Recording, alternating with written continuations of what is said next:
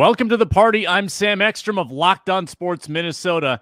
The Vikings over-under is set, and Lamar Jackson requests a trade. Arif Hassan and I discuss that on today's Minnesota Football Party. Locked On Sports Minnesota podcast. It's endless Minnesota Vikings talk with the diverse voices of your local experts. It's time for the Minnesota Football Party. It's your guys hanging out talking next-level Vikings football. So join in with Pro Football Network's Arif Hassan, Locked On Vikings Luke Braun, Superior Sports Talk's Luke Inman, and Vikings insider Sam Ekstrom, plus the biggest names in Minnesota football for the Minnesota Football Party. And it starts now.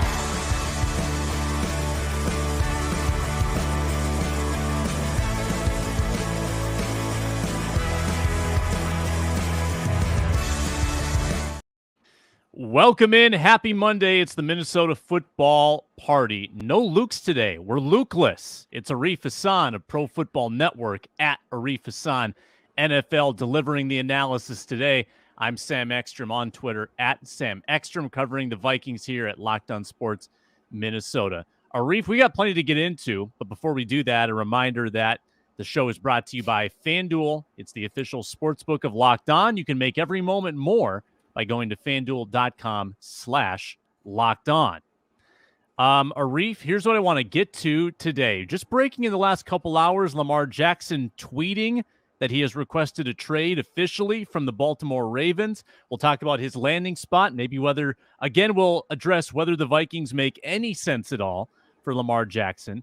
I want to talk Marcus Davenport and Dean Lowry. They both spoke to reporters late last week. We'll talk about their ceilings and maybe a little nerdy stat of the day. And I've got a crazy trade scenario to run by you that I got in my Twitter mentions last week. Arif Hassan, hope your weekend was swell. How you doing today?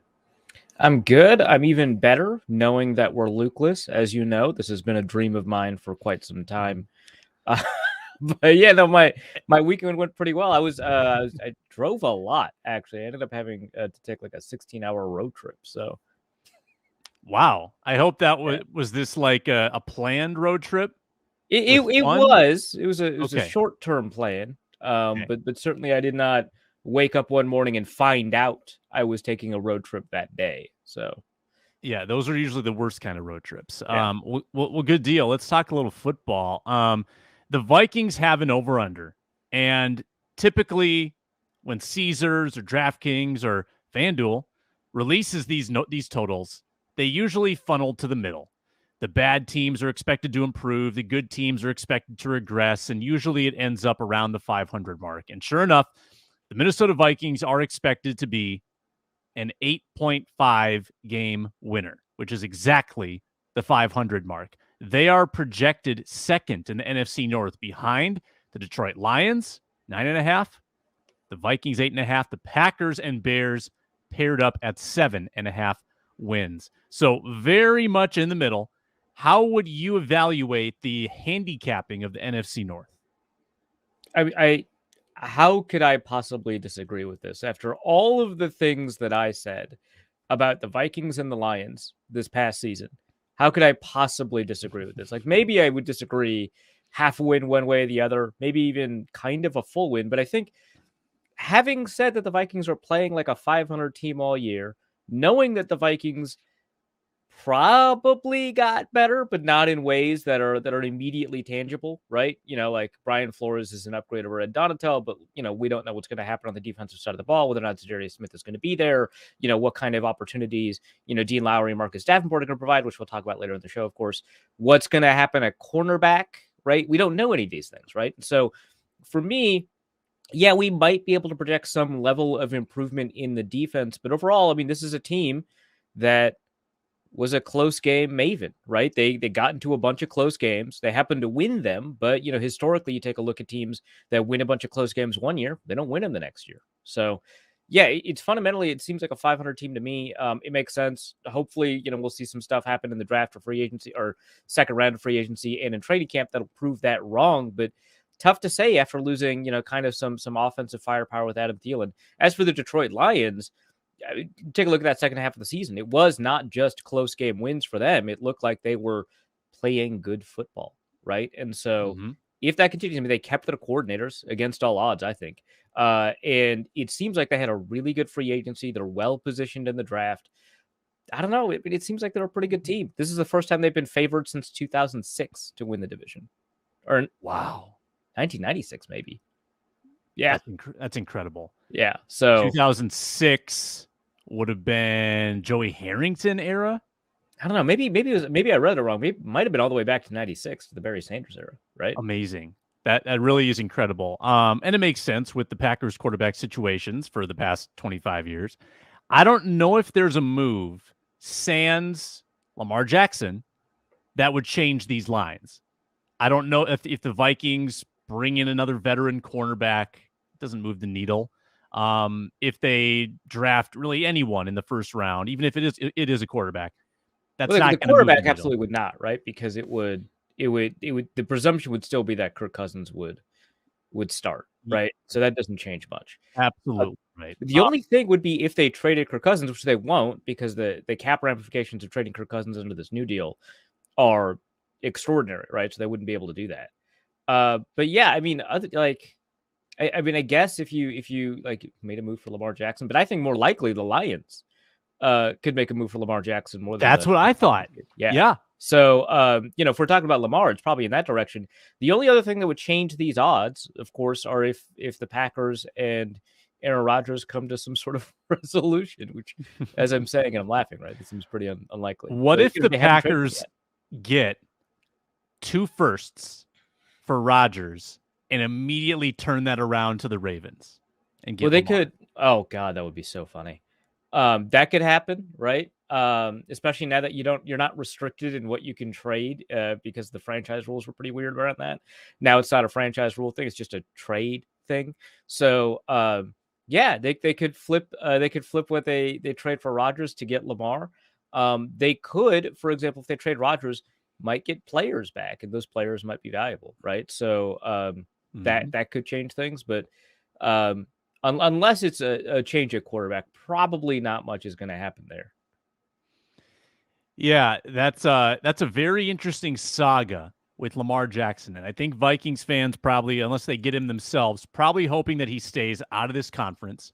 I think going to the Colts would be very satisfactory for anyone in the NFC. Yes, please stay over there. We don't need another quarterback in the NFC, because every team feel like that has a viable quarterback is looking around the conference and saying, wow, I mean, we've got a chance. Like with Kirk Cousins, we have a chance in this conference. We don't need to add any more talent to this conference. Please stay over there.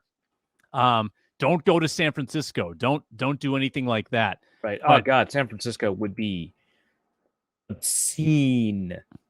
Pairing that with Kyle Shanahan, those receivers, that offensive line. They John Lynch declaring this morning that Brock Purdy is the leader in the clubhouse if he's healthy to be the starting quarterback in San Francisco. It's like 2 outs, right? Because that's of the people in the clubhouse, and if he's healthy, you're good. You're golden, dude. You can trade for him without lying at all. Trey Lance, he's still, I think, got to be shopped to some extent. You got to at least see what teams are willing to give up. Maybe it's not much. Yeah. Like maybe there's just not enough on tape. Maybe the injury concern is too high to really get anything meaningful, but I would still be looking to move him and seeing what you can get. Any other targets that you would like or landing spots for Lamar Jackson at this point?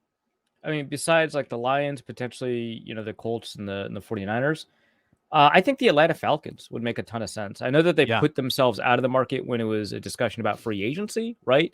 But when you get to negotiate the trade terms, it's a little bit different than being forced to give up 2 firsts, right? And offering a deal that you don't know if it'll be accepted. So obviously there's like some like a cultural aspect to it. Lamar Jackson's following the trail blazed by Michael Vick. That's cool, right? But the point is to make the team better, and this would make the team better. It pairs really well with what Arthur Smith does as an offensive coordinator. There were 4 essentially running quarterbacks in the NFL, or teams that were willing to run their quarterbacks as an element of their offense, as opposed to they just threw it into their offense, but as a critical component of their offense. And despite Marcus Mariota not being quite the runner that like Daniel Jones or Josh Allen or Lamar Jackson is. They did a really, really great job incorporating quarterback runs. They've got a really interesting team there around him. But like if they trade for Lamar Jackson, I think Arthur Smith would know how to use that. But you pair that with like Cordero Patterson, Tyler Algier, Drake London, Kyle Pitts. I think that you've got a really exciting team, and they're able to bring back more of their offensive line than I really anticipated. And so they've got a pretty good offense set up around them. They made some moves on defense that I think could bear out. So the Atlanta Falcons, I think, could immediately become favorites in the NFC South, put themselves in playoff position right away by trading for Lamar Jackson. So I think that would be good. But yeah, I think that and then like an outside shot would be the Houston Texans. The only reason I say them is because they're the one team, maybe besides maybe the Colts, right, that would be able to get a first round pick back in a trade, right? Because the second overall pick is so valuable, right? And there are good quarterbacks in this draft that if they traded the second overall pick to the Ravens for Lamar Jackson, they would get picks back. Like, that's crazy, right? And so they might be able to get a first round pick back. They'd be able to pick. They had a really great free agency, getting Robert Woods and having Jimmy Ward sign with them. They were able to grab, they've got a pretty decent offensive line. They obviously have to improve there, but they don't have to sacrifice their opportunities to build in the draft in order to get Lamar Jackson. So that's kind of the one area where it's like, yeah, maybe, D'Amico Ryans knows what, an interesting offensive coordinator quarterback combination could do for them. They were actually pretty exciting free agency. They don't have to trade Brandon Cooks now in this scenario. So I think that could work out for them. And the theoretical Vikings package for Lamar Jackson, Kirk Cousins, and what would need to go to Baltimore? I think you'd still have to trade a first, right? But be like Kirk Cousins and a first. But because you're taking on a pretty significant cap hit and whatever new deal you're going to work out with Jackson, it's not going to be as expensive as like moving up into the first round for a player, right? Because that first round player is going to be $8 million. Lamar Jackson's going to be $40 million, right? Mm-hmm. And so probably it would be maybe a first round pick and then a third. I don't actually think if you're adding Kirk Cousins in there, I mean, the Ravens become competitive, right? I don't trust Kenny Pickett and the Steelers. I don't trust, whatever the Cleveland Browns are going to be able to put together with Deshaun Watson because he hasn't played well, right? It's just the Bengals. And I think that you've got, which is a lot, right? But I think that becoming immediately competitive and seeing what a good passing game can do, right? Like seeing like if it really is the receivers, right? I think that is probably, but you still would probably have to give up a first round pick, just not that much more, unlike other teams. Weird shift. If the Ravens went from Lamar Jackson to Kirk Cousins as their quarterback. Yeah. I'm just so befuddled by what exactly is going on with Baltimore, because I love parts of that organization. Like the relationship between coach and quarterback seemed unbelievable. The analytically forward thinking seemed, really cool to me. It doesn't mean that people are treating you well, but I just liked their mindset there. I loved what they did in drafts. And yet the players that they got in drafts didn't always pan out. Weren't always happy in Baltimore. And this relationship with Lamar has just deteriorated. So I'm so confused. There's a duality with what I'm observing in Baltimore. Do you have any gut on what exactly the breakdown has been here? I mean, I think that there's something to be said. Like, we have been praising the Baltimore Ravens front office. Since they were the Ravens, right? Since they stole the team from Cleveland, right? So, since Ozzie Newsome took over, that we've been really just, and by we I mean the NFL media at large has been really ecstatic. But they've hurt the relationship with a lot of players over the years. A lot of players, not just Lamar Jackson. And a lot of teams leave the Ravens, or a lot of players leave the Ravens kind of happy that they did. And so, which I find really interesting because there's a perception of a really well-run organization there. And I think that it's fair to say that John Harbaugh is a good coach, but the long-lasting relationship aspect of it just doesn't seem to be something that's there. And I think that with Lamar Jackson specifically, all of those elements are at play. The Ravens have long been an organization that has basically dared their free agents to hit free agency and then come back and see if their market value is appropriate. And they lose a lot of players that way. They've long been an organization that does that. With a quarterback, it is a little bit different because there is some element of like lost trust or like a loyalty thing. But on top of that, all of that is there. All of that hurts the relationship. But I think it gets supercharged with the lack of an agent, because all of the negotiating tactics you'll use with an agent to diminish a player's value, you're now using to the play at the player's face, right? You're telling the player that you don't think that he's worth very much, right? And that's a part of negotiation, and that's one reason among like a dozen that players often get agents. But like Lamar Jackson comes to the table and says, "Hey, I was an MVP candidate. I was a unanimous MVP in 2019. I did really amazing stuff. You take a look at what it's like when I'm there, what it's like when I'm not there. I am a great quarterback." And the Ravens respond with, "You can't pass the ball well enough to be considered a franchise quarterback. You get hurt all the time. We'd love to have you, but right." There are these elements that we're concerned about. We don't think that you're a very good passer yet. We don't think that you're very durable. We don't think that, we can win in the playoffs with you. And you're a player. You're going into that negotiation hoping to advocate for yourself, and you come out of it feeling like what the Ravens actually think about you, when the whole point of a negotiation is to diminish the other team's or the other side's value so that you can get the best deal possible. I guess that's probably not how a lot of people would define a negotiation, but that's one element of, getting the best possible deal. And so that, I think, really maximizes that problem. And then there's even a perception among at least some Ravens players, right, that Lamar Jackson could have played last season through injury and he didn't. I know that had hit social media for a little bit. And so some people got pretty upset about that. So all of those, I think, play a role. It's messy. It's complicated. That's for sure. And I would have never anticipated this outcome. But here we are. Lamar Jackson seems to be moving on, says he requested a trade March 2nd.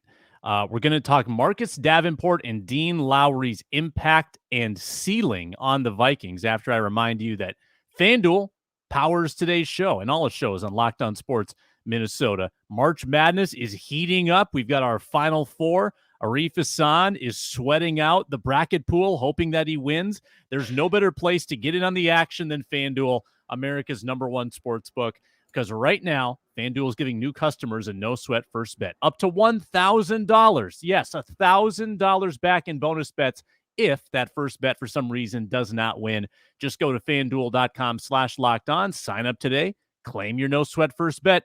You can wager on everything from money lines to point spreads to which team will be cutting down the nets in the Final Four. That's all on the safe, secure, super easy-to-use app. Don't miss your chance at a no-sweat first bet up to $1,000 back in bonus bets if the first bet doesn't win at FanDuel.com/lockedon. Sign up there. Make every moment more with FanDuel. Arif, let's give the update on the bracket pool. I think this is the scenario as I understand it. You're leading. You've lost your champion. You've lost all of your point. You've lost all of your point gaining possibility. So my understanding is that there are two people within striking distance of me that have their champion left, and those champions are UConn and Miami, right? I don't see a Miami. I see. Okay, it's another bracket pool I'm in then. Okay, there's a UConn who can catch you. Yeah, so that's the issue, is because I do have UConn going pretty far, but in order to win, I think I need UConn to lose as quickly as possible and close me out entirely. And so my hopes are in Texas making the championship game. Those are my only opportunities, I think, to make points. It's rough out there. Yeah. So here's how I'm seeing it. You had UConn in the Final Four, but you had Texas in the championship. Texas is out. Miami beat. Miami's in the Final Four in that regional. Okay. So you cannot gain another point. But I just need UConn to lose. That's it. You need UConn to lose, and you will win. Yeah. Oh man. It's going to be rough. That's rough. Oh my gosh. Who is this guy that you're competing against? Evan McGraw. Evan McGraw. If you're watching, DM Arif, DM me. We'll get you on the show so you guys can smack talk before the Final Four. Evan McGraw, who had I should have trusted, because remember the one pick I did not make based on vibes alone was UConn. That's the only team that I changed my mind on because I saw outside information. It was because of a TikTok, and I apparently should have trusted that one more. I guess because it was just a TikTok about betting odds, right? And I should have trusted that one more and just taken UConn to the championship, because if I had done that, I there's no way I lose, right? But I mean that's true of every bracket pool, I guess. But So close. So close to picking This guy McGraw. I mean, there's a lot of red marks here on this bracket. Yeah, for everyone. Most But of his regionals. that bracket is pristine. The West bracket for McGraw, pristine. McGraw did not miss in the UConn corner of the bracket. Literally perfect. Yeah, that's wild. And honestly, the bracket opposite that did pretty well. Obviously, he picked Purdue instead of Fairleigh Dickinson and FAU, but otherwise, I mean, that's a really good other side of the bracket too, comparatively speaking. So this is Evan McGraw. Either you know as much about basketball as I do, and we're both just kind of swinging wildly, or you know a lot. That's crazy. Well, we're obviously rooting for Evan to beat you, but I mean, you are. I understand everyone in the Locked On Network rooting for Evan McGraw. That's fair. If I was in a different spot, I would too. But not Ron Johnson though. Ron Johnson has to pay the bonus if Evan wins. If you win, then it's just the normal the side pot that we have. But if Evan wins and beats the Locked On host, then Ron's got to pay. I'm not eligible for Ron's money. Oh man. Yeah, I didn't read the contest rules. You're too ingrained in the team. Here's what we're getting into next. Marcus Davenport and Dean Lowry, the new Vikings defensive lineman. They spoke to reporters last week. Couple good nuggets from that. Dean Lowry saying that kwesi-adofo-mensah, and this is Kwesi, mind you, this is the GM. This is not the coach. This is not the defensive line coach. Kwesi approached Dean during their meetings and told him that he was bad. Well, not really that. He told him where he wanted him to get better, where he feels like he has room to improve, and was very forward about that. And that actually, it caught Dean Lowry off guard, but impressed him. So that's an interesting, I thought, approach from kwesi-adofo-mensah. And then both Lowry and Marcus Davenport very honest about the seasons they had in 2022, that they both felt like they left something on the table. Marcus Davenport only had half a sack. Dean Lowry regressed. He had 23 fewer pressures, and granted, he played a lot less in that Green Bay rotation. Both of them think they left some meat on the bone. What do you think about their ceilings in this defensive line rotation for the Vikes? Right. So, this is a different question than was it a good signing or what are the odds that they play well? It's just what happens if they happen to play well. There's the ceilings for both of them are tremendous. I don't think anyone kind of denies that given their level of play in the past. I think, I've never been a Marcus Davenport fan. I thought that the Saints, I thought he shouldn't have been a first round pick that year. I thought that his hype at the Senior Bowl was all wrong. I thought that the Saints overpaid for him. Remember, they traded a first round pick to the Green Bay Packers in order to get that first round pick. So two firsts essentially to get Marcus Davenport. And I thought that was a huge mistake. But, separating that from who he is as a player, what he's done in the NFL since then, and what his potential is really tremendous. I mean, he is, when he's healthy, a really great athlete. When he is locked and loaded, he's 265 to 280 pounds. He is, he's got tremendous length, great burst, not as much cornering ability as you expect out of an edge defender, but extraordinary strength, fantastic lower body explosion.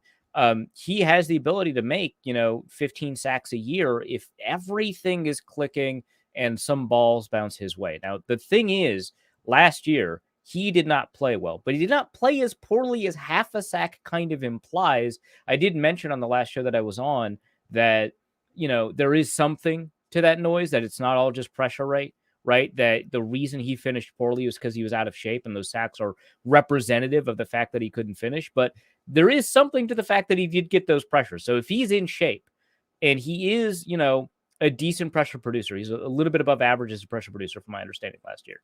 And then you've got a lot of opportunity with him and Danielle Hunter to really, really make some noise. And the thing is, he last year was double teamed at a higher rate than Cameron Jordan, which is pretty weird, right? Also, he had a higher pass rush win rate than Cameron Jordan. Pretty weird, right? Given the reputations of both players, the performances of both players and stuff like that, he has something there that he still has left to achieve. And I think the Vikings have, under Kwesi, I think the past two free agencies have shown that they're really willing to buy the dip. I mean, that's what za'darius Smith was. They bought the dip, right? And I think that that's what's happening with Marcus Davenport. I think with Dean Lowry, kind of a similar thing. Now, I don't know why Lowry seemingly lost a lot of his lower body explosion in 2022. In 2021, you take a look at his bull rushing capability, his ability to collapse the pocket, his ability to close off these run lanes, especially in the second half of 2021. And he was dominant. I mean, he was really, really quite good. You compare him the second half of 2021, you compare him to other interior defensive linemen, you could make the case that he was a top 10 interior defensive lineman for the second half of 2021. Wow. That is his ceiling. I don't know if he'll ever hit that, right? But that is his ceiling.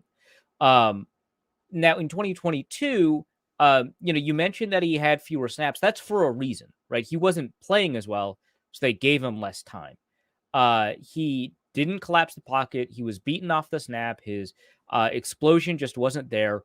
Don't know what the issue was.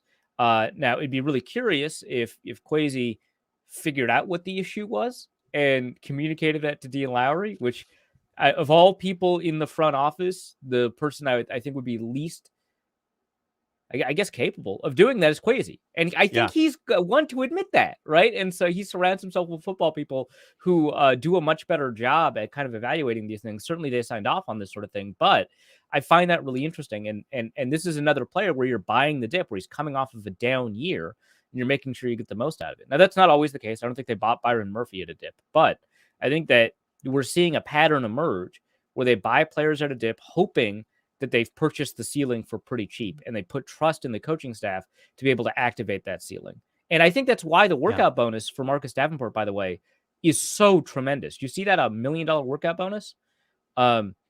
Yes. I mean, he showed up to training camp last year, 300 pounds. That can't happen. I think the workout bonus, in part, I don't know if there's a cap ramification to it. I doubt it, actually. But I think the workout bonus, in part, is because he couldn't make weight last year. And he is supposed to be playing at 280 pounds. For most of his career, he struggled to get up to 280 during the season. He would drop down to 260, and he'd have to force himself to gain, right? Both with working out and with eating. Difficult for him to get to 280. He gets injured right at the end of, I think, 2021, and his injury recovery is slow enough that he's still eating the amount that he would need to eat in order for his workouts to work out, but he's not working out as much. So he shows up to camp 300 pounds. He's sluggish all season. So I think that the $1 million workout bonus is tied to that. That's super interesting. It might explain, too, why he's never been a 3-down guy. I mean, maybe stamina was an issue. Maybe just run stopping in general. He's never had, over 600 snaps in a season, something like that? Correct, yeah. I think he was slated to this season, and given the 300-pound issue, they were like, we can't do this. And that also might explain why he hit free agency and was not extended 100%. Prior. All of that. Prior to some of the several, I would say the reason he didn't hit 600 snaps, I mean, he has had injuries. That plays a role. But also, Trey Hendrickson was there, right? Before he signed with the Bengals. And so he was second fiddle to Trey Hendrickson and Cameron Jordan. So he's part of a rotation. He's a third down guy. His pressure production on third down, everybody's pressure production on third down is a lot better. So his pressure production was kind of misleading. And then he gets a full-time job, and just in time for him to get a full-time job, he gets injured. And so he doesn't get to play 600 snaps 2021. 2022, he's, out of shape. So that is a huge concern, right? That he hasn't played 700 plus snaps in a season.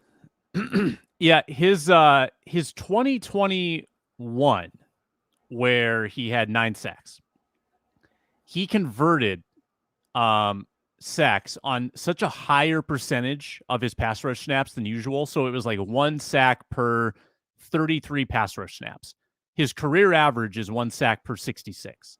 So he was literally twice as efficient in 2021. And there's probably an element of luck to that, because this is a guy that's been top 15 in pass rush win rate each of the last 4 years.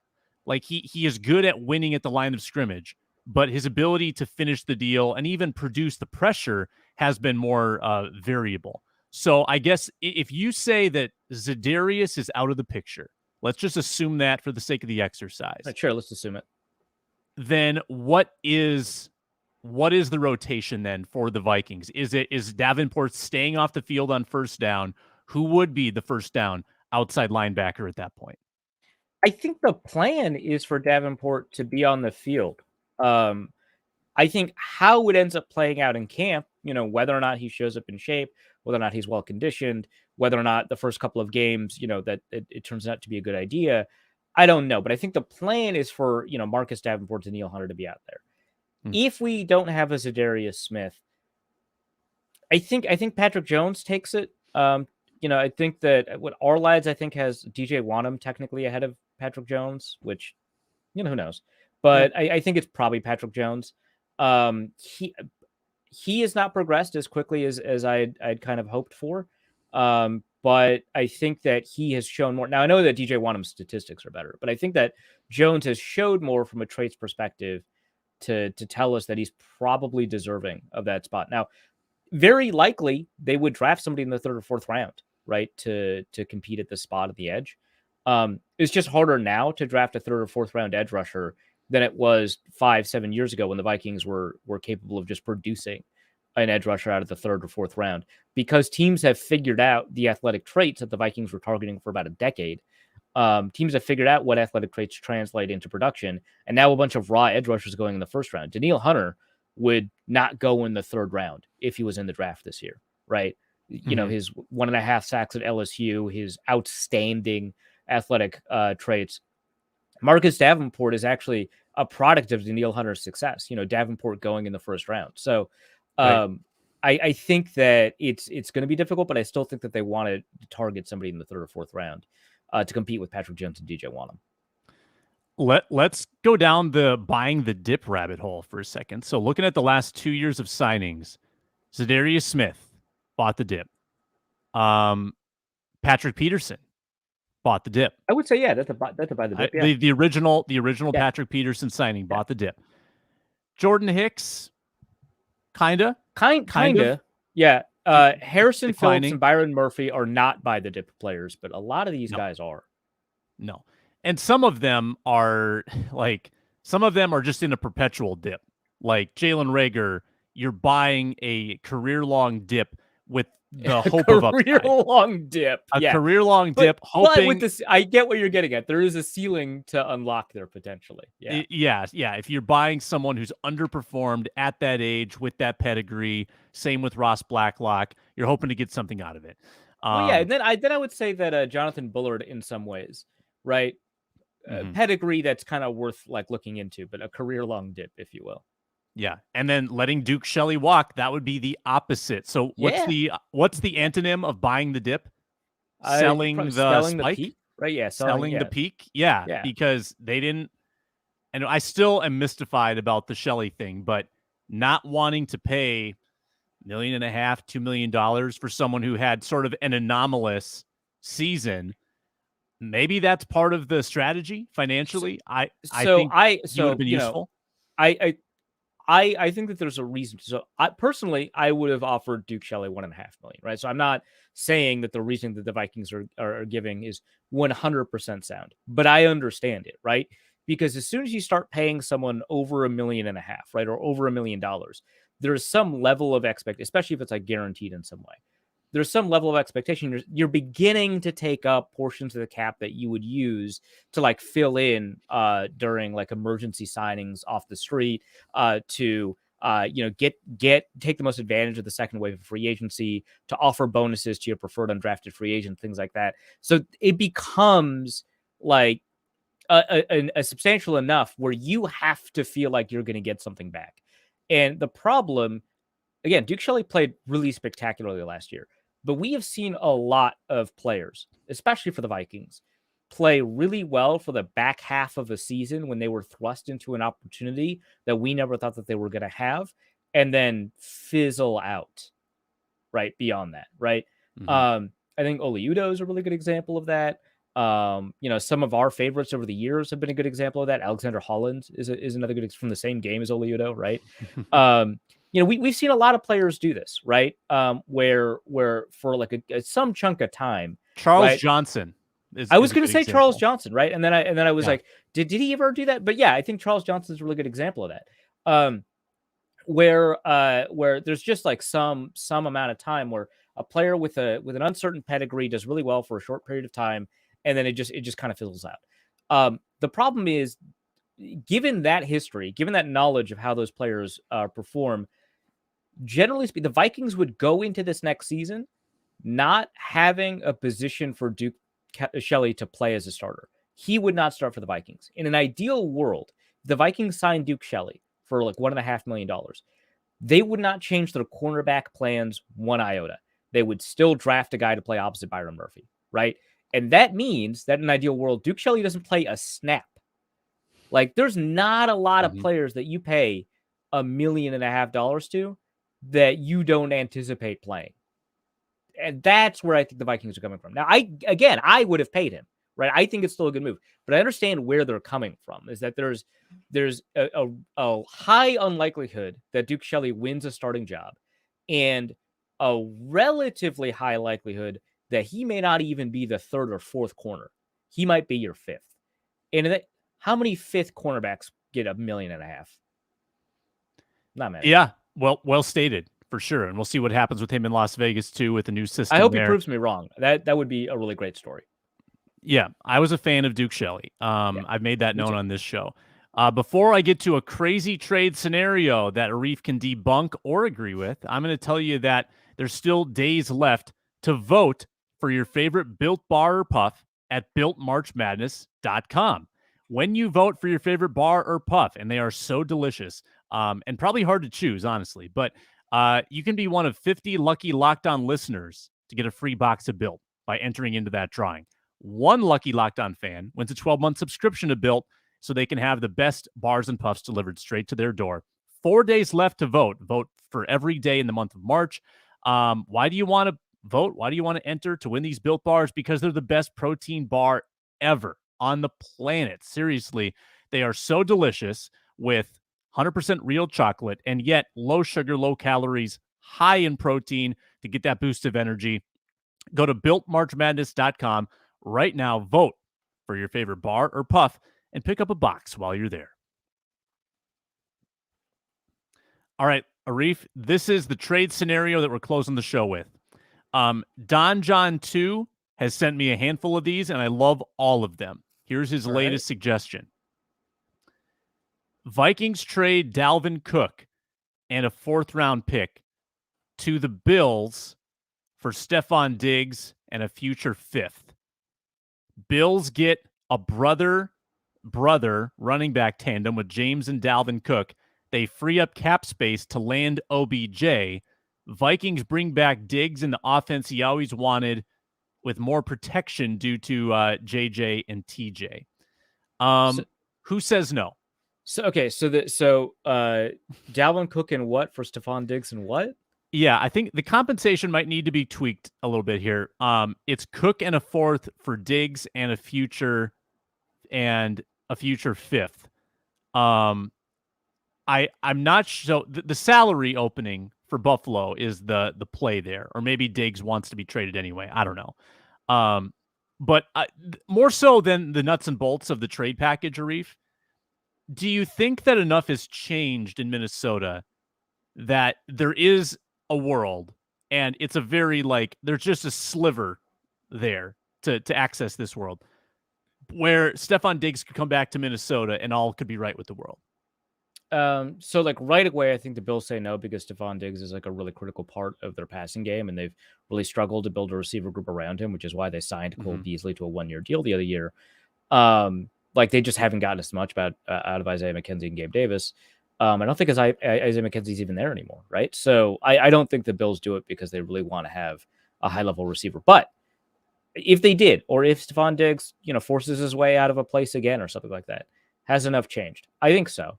I think that you could bring Diggs back to Minnesota. I don't think that there's a fan base issue with that. I think that the fans, generally speaking, have positive feelings about Diggs, not just because of the Minneapolis Miracle. If we eliminated that from everybody's memory, I think they'd just be like, yeah, he was a good receiver. He forced his way out. Now he's older, right? It's fine. It's not there were some locker room issues with him, and I don't know if Kirk Cousins or just Mike Zimmer, but it's not like a Terrell Owens thing where it's just he poisoned everything on his way out and it was impossible to win with him in a locker room. I think that it's just a situation where Stephon Diggs had a particular understanding of what the offense would look like, especially when he signed that extension. That did not materialize. Now he knows for a fact that this offense wants to throw the ball.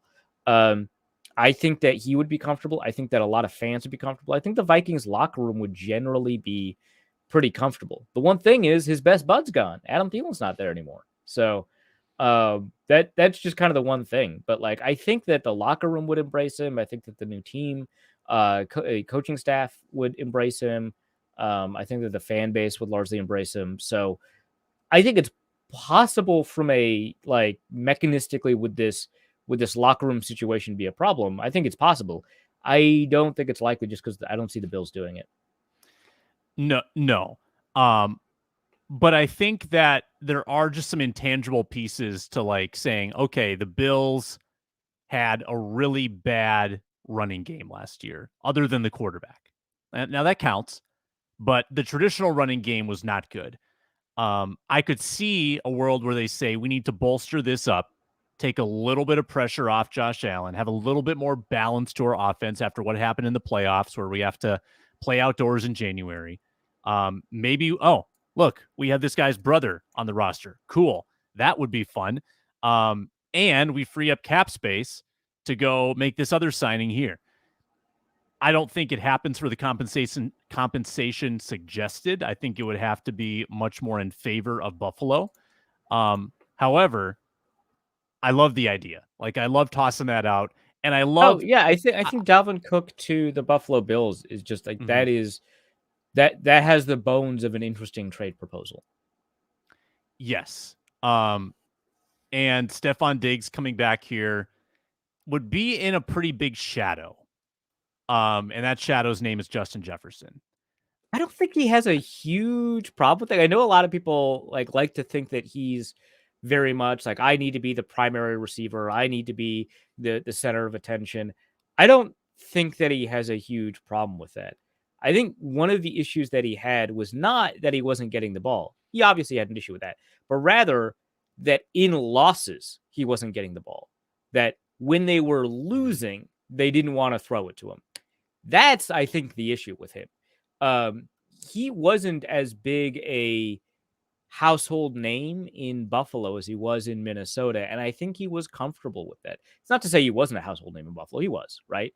But I think that he was really comfortable with the fact that he was on a great team that was expected to win every year, that did win every year, that threw the ball a lot, and threw the ball to him in wins and losses. Here, I think it'd be kind of the same thing. He wouldn't be the primary receiver. Maybe that gets his goat a little bit. But I think, I mean, and from my understanding, he and Justin Jefferson actually have a pretty good relationship. I think that he would be fine being the second best receiver. I think that he'd really like to be known as one of the two members of the best receiving duo in the NFL, which, he was that once too. I think he's fine with that. Do you want to feel old? Oh gosh. Yeah. Stephon Diggs turns 30 this season. Huh, get out. Oh.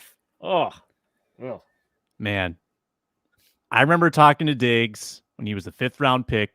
No one knew who he was. No one cared who he was. And he was baby-faced. And he was just adorable. And now he's 30. Yeah, I remember when he signed that first contract, everyone was so happy for him. I remember the first couple of practices after he had signed the contract, because it was announced, I think, at training camp, or was it spring or summer practices? Probably training camp. That's how Spielman usually operated. Yeah. So it was announced at training camp, and after the first couple of practices, you turned to me and he's like, Reef, I think Stephon Diggs is changing. And I was like, get out of here, man. You're just looking for a story. I don't know, man. You might have been right. I will always say, I feel like I had a pretty good read on Diggs. And I heard about stuff behind the scenes with him too. But after the Minneapolis Miracle, which was probably the best thing to ever happen to him personally, there was, and media demands probably went up, attention probably went, through the roof for him, and just what comes with that kind of fame. But yeah, there were some attitude changes. There were the stuff, and I believe he got paid the year after that, right? It was Miracle, then contract. Yeah, so a lot came at him at once. But I will always say this about Stephon Diggs. best practice player that I've still ever seen. Oh, he went. Better practice player than Thielen, better than Jefferson. Like at that position, best practice player I've ever seen. I would say, I mean, it depends on kind of what qualifies. I think Adrian Peterson did a pretty good job as a practice player. Always went 100% in practices, always made sure to do the thing that was being kind of schemed up. But yeah, Stephon Diggs went super hard in practices. I mean, like he was making people look silly in rookie minicamp because, right? Like he would always go 100% and he would look phenomenal doing it, right? Like there are players that would play hard in practice but didn't look like wow, this guy looks like a star in practice and then be outstanding in the regular season, right? I think Justin Jefferson's a really good example of that. Justin Jefferson practices really hard. He does everything he can, but during practices, he does not look like the player that he is on Sunday, right? Right. I think both Adrian Peterson and Stephon Diggs carry that quality where it's just like, man alive, what is this guy doing to these poor defenders? Yeah, and at the receiving position, you can do basically all the things that you'd be asked to do, like other than breaking tackles, I guess. You still have to beat the guy. You still have to run the route. You still have to track the ball. And he just showed all of those things so brilliantly in practice. Arif, this was a good show. Just the two of us talking football. We'll get the Lukes back to your chagrin later in the week. But have a good rest of your day, Arif. Plenty. We got to plenty today. Marcus Davenport, Lamar Jackson, Vikings over under. If you joined this show late during the premiere, go back, watch the beginning on demand on Locked On Sports Minnesota. You can also find us free and available wherever you listen to podcasts. It's the Minnesota Football Party on Locked On Sports Minnesota. Thanks a lot for watching, everyone, and we'll talk to you tomorrow.